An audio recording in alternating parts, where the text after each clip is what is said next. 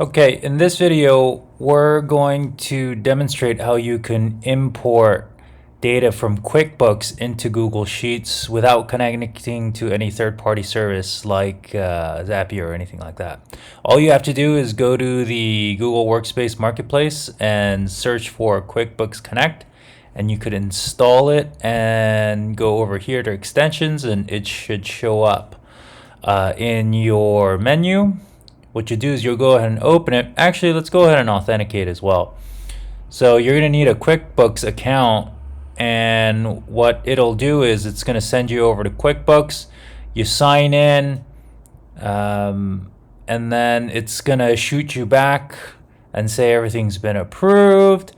And once you've been authenticated, it'll store that inside of the add-on so you can connect without constantly reconnecting. And we can start importing things like entities, and you'll see here all of the data just comes in. We could even select reports. So I don't think I have much in here or anything actually, but you could filter by date and you should be able to get data from your report, and you'll just see the headers because I don't have any data in here. So a quick and easy way to get data from QuickBooks to Google Sheets in under a minute.